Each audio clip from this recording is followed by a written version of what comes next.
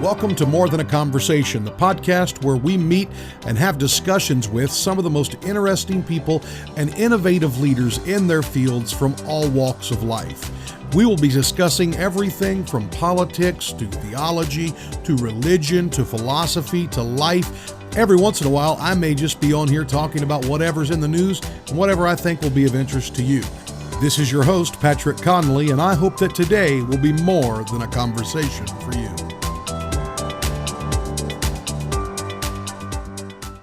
Welcome to More Than a Conversation. This is your host, Patrick Conley, and today I am joined actually by someone who I have trusted with helping me navigate some of life's hardest questions, and that is how to handle and properly steward the resources that God has enabled me to be blessed with. I am joined today by David Koppenhofer, and David does money management and gives financial advice to people from all walks of life.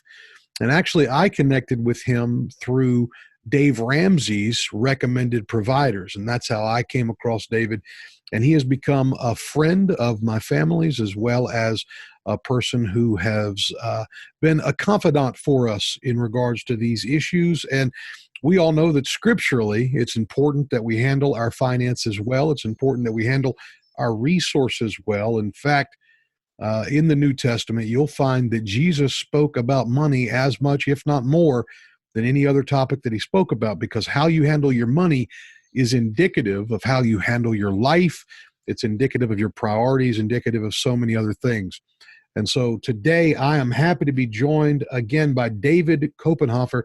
David, it's good to have you with us today. Well, thanks for having me, Pastor Connolly. David, I know that you and I came to you through Dave Ramsey, but when I met you, you were already well on your way with handling folks' finances and offering great advice to people everywhere. You've been a help to myself, some of my friends. You've met with church members and so on and so forth, and been a great blessing to many of them. But before we get into navigating where we are and the right decisions people need to make, I'm curious as to how you chose this course. How did you end up here? Did you just like the idea of helping other people grow their wealth, or what got you started?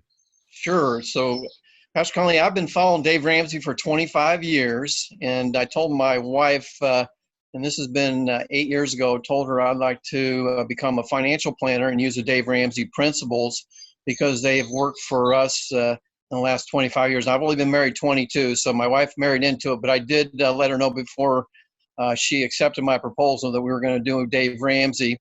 And so that's what propelled me to become a financial planner. Is so many people have so many questions about financial matters, and Dave Ramsey's principles work.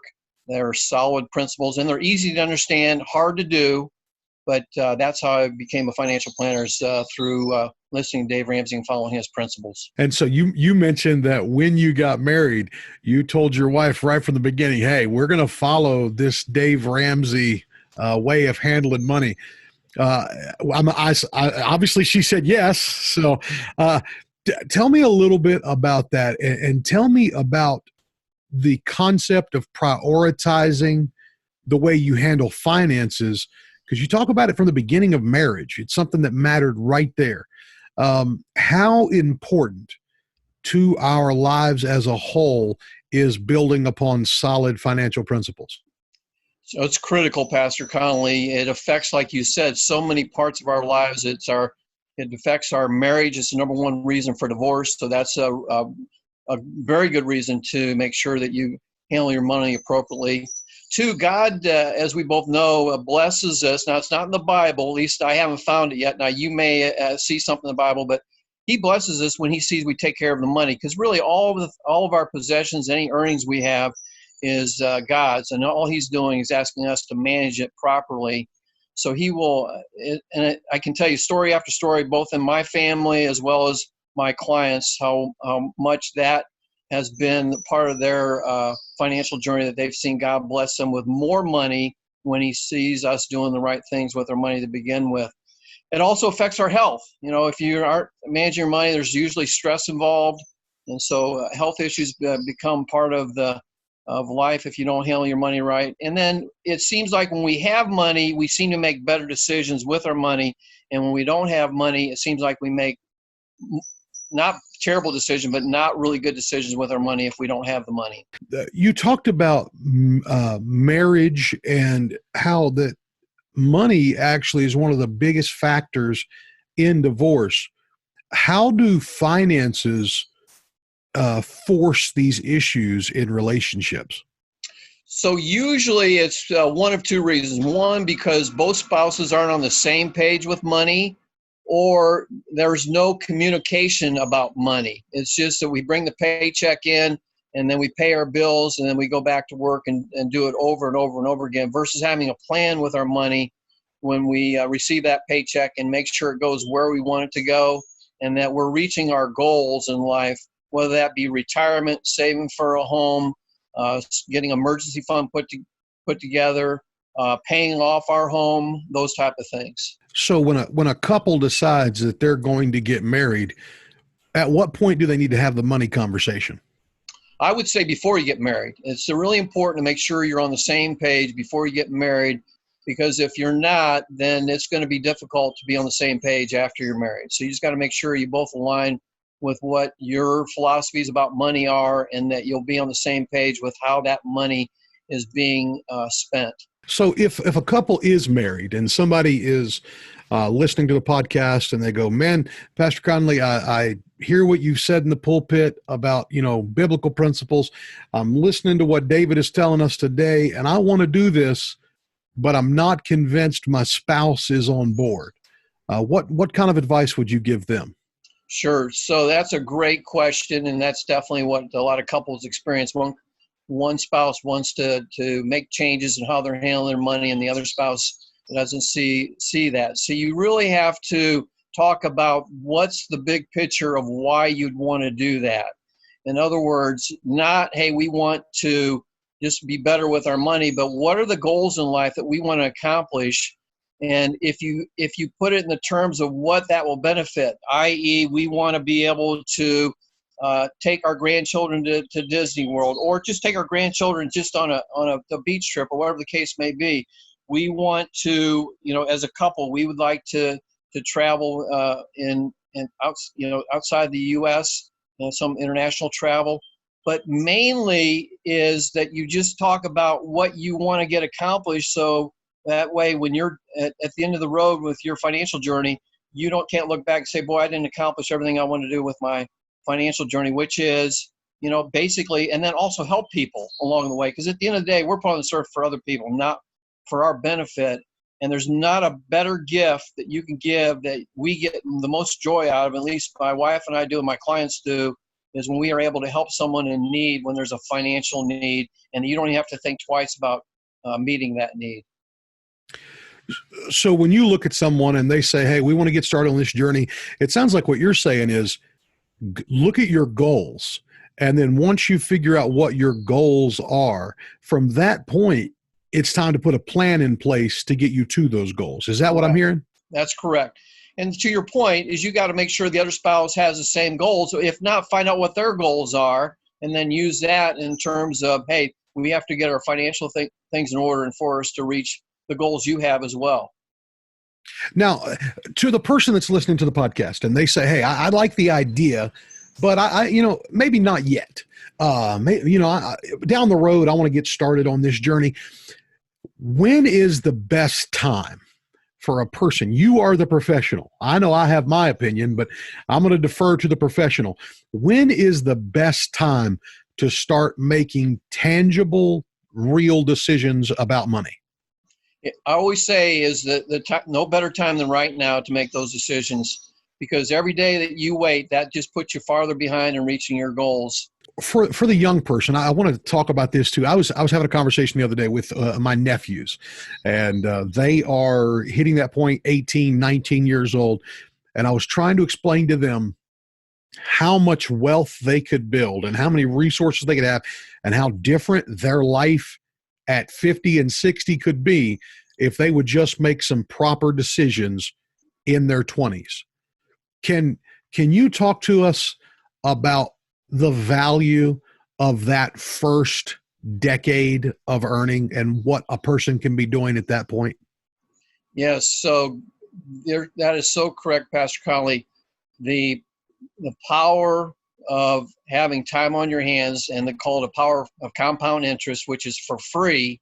It gives us the opportunity that we won't have to save as much for retirement the sooner we start.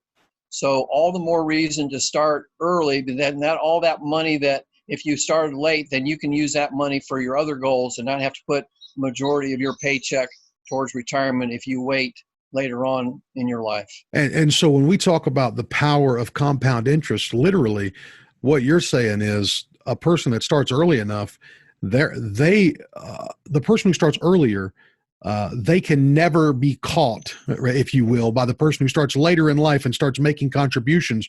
Just mathematically, that person that takes advantage of their 20s and makes good choices then, that person's going to be in a better position than any other person could possibly hope to be in. Is that correct? That's correct. Again, you could have a significant amount of retirement if you start later in life, but definitely for sure if you start younger and then you don't have to put as much money in. And Dave Ramsey offers an illustration of two gentlemen, one starting at age 19, he puts in $2,000 a year to age 26, and that's all he contributes. And he gets a 12% return, and he has over $2 million. And then the other example is where the gentleman starts at 26 and puts in, if I remember right, he puts in $2,000 a year, and he does have over $1 million, but the first person only had to contribute for the first 8 years to get to, or 7 years to get to that 2 million mark. Wow. So that's what the power of compounding can do. And I can send you that illustration if any of your listeners want to see that in writing. So what you're saying is that a person who starts young enough can contribute to retirement for less than a decade and can retire a millionaire. Yep, a multimillionaire, correct. That's wow. Correct. Yeah. Wow. That's why it's so important to start, to your point, so early if you can. And the thing that I want to point out to everybody that's listening right now, and you're going, man, guys, you're talking about money, and the scripture tells us not to serve money. It tells us to serve God. Guys, I want you to understand this is actually setting you up so you don't have to serve money. So you don't have to spend all of your days worried about money. You become a good steward. Again, the scriptures teach us about in the house of the wise, there are stores laid up. Jesus gives us the example of the person who invests what's been given to them. So when we have blessings come into our life, we are responsible for investing them. We are responsible for taking care of them and responsible for doing all we can. That way we can leverage what we've been blessed with, because later in life, then when the missionary comes, I'm not feeling guilty because I can't give to help that mission. When the person down the street needs help, as David has already pointed out to us, it's not just a good feeling, but it's truly good work that we can do when we get to that place where we can give to other people. I think Dave Ramsey says we can give like no one else. We get to that point where we can really begin to bless others. So let's talk about this, David. For people who've never heard Dave Ramsey, we're not going to just go through the all of that he's taught at the church. We offer Financial Peace University. I would encourage anyone listening to look up Financial Peace University. We're going to be offering at Garden Sanctuary again soon. That being said, David, while we're talking about this, step number one, all right, when a person is starting out, the thing I hear constantly and I see constantly are people who have their life financed on that little piece of plastic, on those credit cards. And that's where it seems like so many people are, but yet the scriptures tell us that the borrower is slave to the lender. And then we live in a world that tells us, got to go buy the next biggest, best thing. So we got cars on credit. We've got everything on credit. And we find ourselves, something comes along right now. I think we've seen a shaking with COVID-19, with the coronavirus. Suddenly, now the government has offered relief, in a measured relief, but that doesn't meet all the needs. And people suddenly are worried about incomes. But here's the thing. I've noticed people that don't have a lot of debt, they're not shaken like people who are in debt are. So what's your advice? And maybe we'll start out with the credit cards. We'll start easy. If I'm starting out my life, or I'm listening to you right now and I've got my life financed on those cards, what's the tolerable amount of money that I should be putting on that card? Is there a rule for the interest rates I should be looking for? Or what am I looking for in credit cards? Give me your advice on those. So first of all, I'm against credit cards. Dave Ramsey's against credit cards. And basically that what it means is we're borrowing for the future. And also what that means is that you're paying for something a lot more than what you originally purchased it for if you don't pay that credit card off on a monthly basis. Credit cards. So you're telling me no credit card. I don't need a credit card. That's what you're saying. Correct. That's a correct statement. Okay.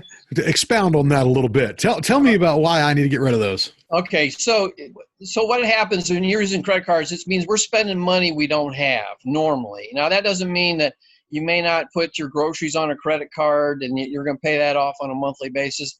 But most of us Americans, unfortunately, do not pay our credit cards off on a monthly basis. So what that then leads to is debt. And then that debt leads to us working every week and we're paying someone else, like you said, slave to the lender. And you want that money to work for you and not have that be given to these credit card companies and banks. And if you notice, they have the nice furniture and the nice brick buildings. And that's the reason they have that, is because they are benefiting from us having debt. So you're telling me that's how they bought that fancy furniture? That's right. Exactly.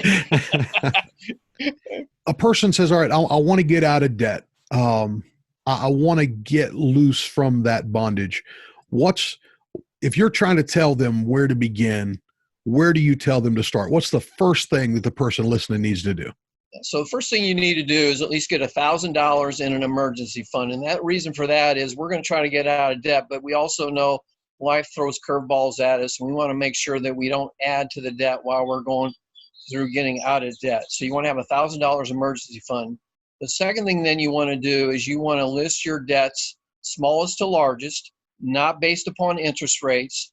And then what you want to do is you want to pay off the smallest one first. And the reason we're doing that is the reason we're in financial difficulty is behavior, not because of anything other than behavior. So what we're trying to do is change the behavior, how we spend our money, and make sure our money goes to the right places. So you want to pay the smallest amount off first, and then instead of maybe start off with 6 debts, and then you knock out that one. Now you got 5, and then you pay off the next one, and maybe that takes 3 or 4 months later, and now you got 2 of them taken care of, and now you feel like you're making some progress on these debts by lowering the number of debts each time you pay them off. And then when you have that paid off, then the money that you were putting towards those first 2, then you can put it towards your third debt. So that it snowballs and your payments towards your debt gets larger and larger on each one that you pay off. A person starts making decisions to try to pay these debts off. What kind of recommendations, when you talked about behavior, you said we're in debt because of the way we spend money. What kind of areas, when you sit down and talk with people and you help them with a budget, what kind of areas do you find us being the most wasteful in? Yeah, so you hit the nail on the head. This all also starts with a budget, because if we don't do a budget, then we aren't telling where our money needs to go. And that's the key to financial success, is identifying where we want our paycheck to go. And that doesn't mean that we can't go out to eat. It doesn't mean we can't buy a pair of shoes or a golf club or whatever the case may be. If we don't have the money, that means we have to budget for it. So I want to be clear, the budget doesn't mean we can't have what we want. It means we're directing as a couple or for an individual where we want our money to go each month when you have that paycheck coming in. We sit down, we make a budget, we try to cut out the excess. Maybe it's the eating out. Maybe it's the just the extra expenditures on a trip we could have done a little differently than we did it. Yeah, I didn't expound on that. My apologies. I didn't answer your question, Pastor Conley.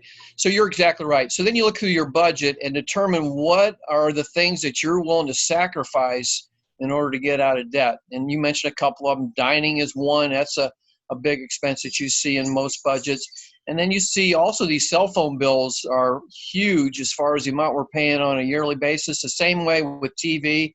And there's a lot of competitors out there that can offer you a lot less for what you're paying for the same benefits of what you're currently getting, whether it's TV or internet or cell phones. So you want to go through each line item to make sure that you're getting the best amount, the amount that you're trying to budget for, so that you got more money to put towards your debt. Car insurance and homeowners insurance, you want to go through a broker, not through one company where they represent, because then they can't give you the best price. Now, you still may go through a broker and you may still have the best price, but you want to verify that with your insurance as well. We should be looking everywhere for places that we're overspending, places that money's just going out. As you're sitting there talking, one of the things I'm thinking is, hey, I need to go back and look at the cell phone bill and just see. We have some of the things we do for multiple reasons, but financial being one that helps, is like we don't have cable. It's just a waste of money. For everything we need, we can stream it for a couple $10 services and we're good to go. For the most part, though, it seems like a lot of this is just not being aware, not paying attention to what's happening. And then we get to the end of the year and we don't recognize, hey, that $100 a month, that's $1,000, that's $1,200 a year you could have saved or whatever. You take that out over a few years and suddenly you've got a new vehicle, in a decade that you could have purchased, and so on and so forth. Another thing that I see people really caught up in is the race to have the latest, greatest when it comes to cars. And we go and we buy vehicles and we find ourselves in debt. What I have discovered, though, David, is nothing drives as good as paid off. Amen. So if you think about it, if we drove our cars based upon either the car payment we're paying or how much we own the car versus do we own the car versus the type and make and model of the car, we would see a lot different cars on the road today. But unfortunately, the car seems to be the prestige of who we're trying to project. And at the end of the day, the people that have the most wealth are the ones that don't have debt. The ones that have the least amount of wealth are the ones that usually have debt. You sit down with a lot of people, and I want to rid people of a few things that are in their mind. Now, I'm not against owning something nice if it's affordable, if it fits your budget, obviously. And a lot of this is later in life, being able to do things that you want to do, so on and so forth. But how often do you sit down with people that you look at their accounts and you go, they're going to be absolutely great. Their future looks awesome. I'm excited for their retirement. They're sitting in a healthy, safe place. They're not worried. And you look at the car that's in their driveway and it's a $10,000 car that they bought secondhand, or it's a car they bought new, 12 years ago, and they've run every mile out of it. And then you pull up to people that have the prestige symbols and you go, guys, we've got to start making some better decisions. And I don't want to stereotype it too broadly, but have you found that often, and as believers, I think it's important as well, just breaking free from the bondage of those things, have you found that financial freedom often comes when people are loosed from the necessity of prestige? Most definitely. So it's interesting. I go to most of my clients' homes, and you would never be able to tell which ones that you would think that would have money and then which ones that don't have money. And it's usually, now again, to your point, we don't want to stereotype, because just because someone has a nice car and a nice home doesn't mean they don't have money. But more often than not, the people that have the money don't have the nicest, biggest, shiniest car, and they don't have the biggest prestigious house. They're usually the ones you and I would never imagine that have built wealth, and they've done it through making sure that they don't spend any more than the money that they make, and that they direct their money to places they they want it to go, so they reach their goals. And to your point, I want to say about Dave Ramsey, and so you may have to live like no one else to get out of debt and get to where you need to be. But to what Pastor Conley's alluding to, we want to be able to live like no one else. And then when you're at that point, then you can buy a brand new car. You can have the big house or the nice house or whatever goals you want to accomplish. So it's not that we are against you not having those nice things, but that you can afford them and they're at the right time, that they fit in your financial journey. And that's the thing. It's learning patience. But we're so wrapped up in instant gratification. What can I get right now as opposed to what can happen in the future? And this money game, I don't want to call it a game, but it's the best way I know to describe it, is not an instant gratification thing. It is a time, putting in the time, making the right decision again and again and again and again, and watching things begin to move forward and watching things get to the right place. And what's interesting is when you start thinking about, scripturally, looking at your finances, looking at laying up for your children, looking at getting into your later years and not having to be fearful, when you start thinking about those things, you recognize that a lot of the things that we need right now, for example, and I'm not just picking on the cars, but if we're talking about vehicles or whatever it might be, bags or clothes or whatever the stuff is, that stuff's not going to matter in 2 decades. No one's going to remember how nice your stuff was. If you have a great house, I mean, it might go up, but I believe you would agree, David, that the housing market does not go up at the same rate as many other investment markets do. So at the end of the day, we're sacrificing not just our future, but what we can do for our children and what we can leave in their hands when we're gone. And so for me, when I look at my kids, that certainly helps me try to make better decisions. And leaving a legacy is something we should all strive for, because at the end of the day, we want to make sure that our future generations have what they need financially and that they do the right things with their money. We can teach them also the principles of handling money correctly.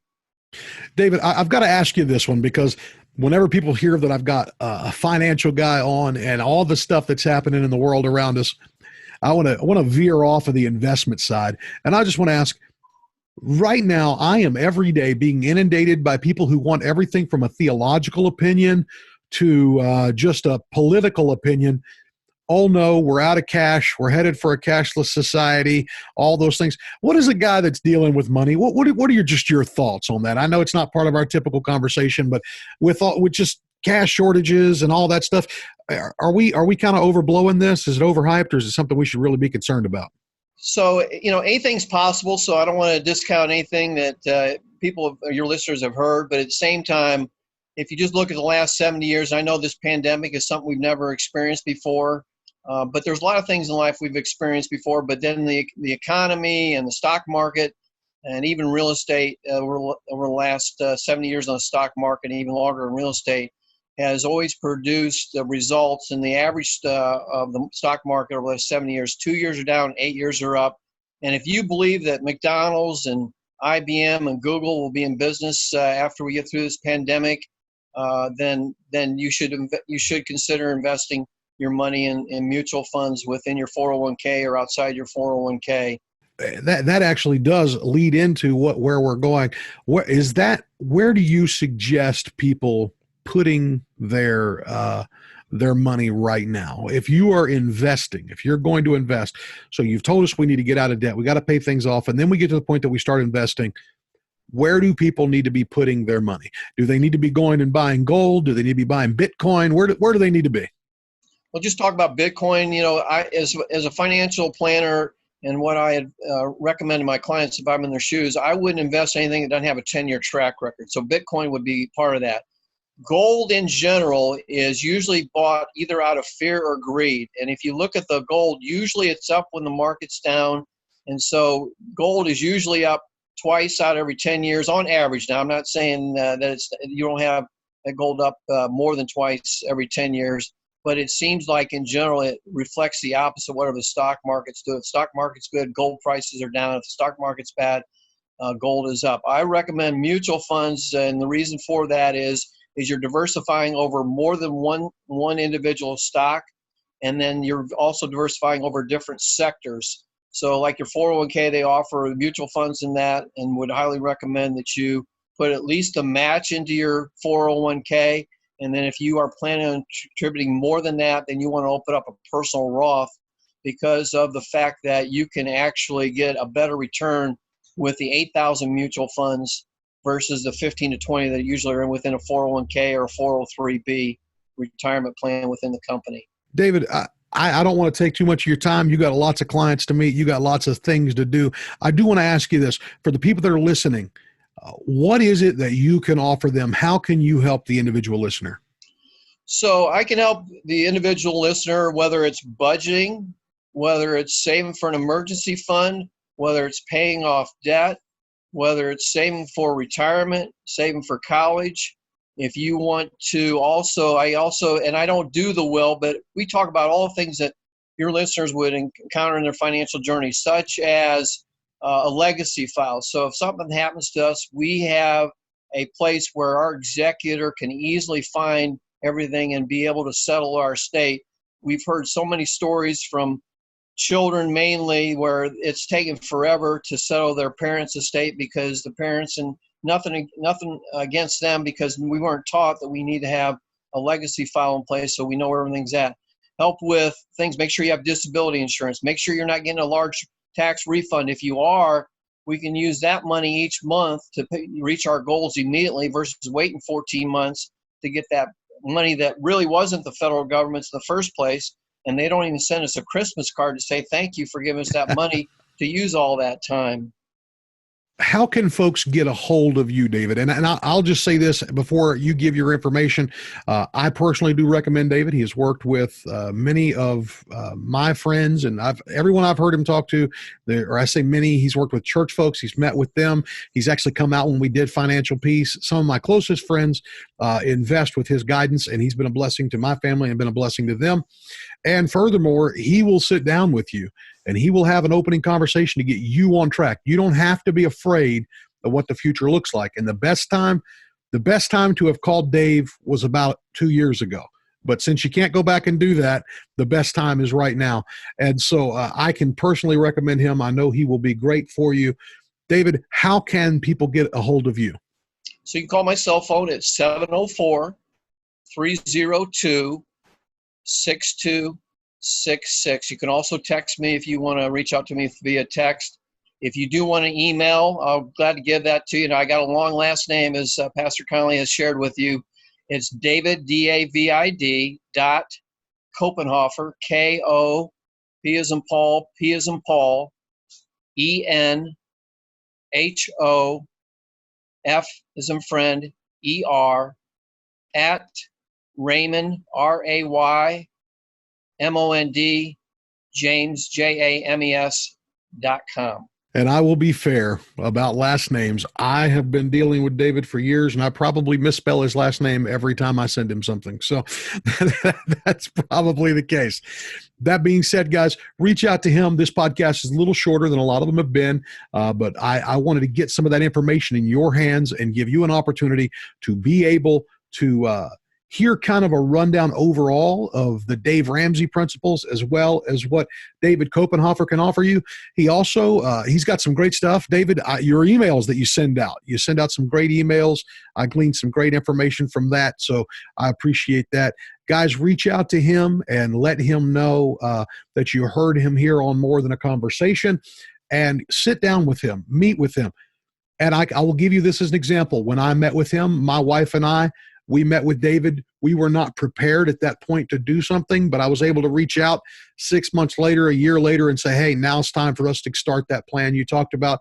And he's been able to help me. So he's more than willing to sit down with you and help guide you in the Christian biblical principles of getting a grip on your future. And I know that you will greatly appreciate that. Your family will thank you for it, and your future self will thank you for taking me up on this advice. David, thank you again for joining us today. Thank you, Pastor Connolly. I enjoyed it. And for everyone else, I hope that today has been more than a conversation for you. Thanks again for being part of More Than a Conversation today. If you'd like more content like this, check out my blog at www.pastorconnelly.com. That's PASTORCONLEY.com. Again, that's pastorconnelly.com. I'd also love to see you join us in worship at Garden Sanctuary. If you're ever in Rock Hill, South Carolina, or the greater Charlotte area, we'd love to have you stop by and worship with us. Check us out at www.gardensanctuary.org. That's gardensanctuary.org. Until next time, I hope this has been more than a conversation.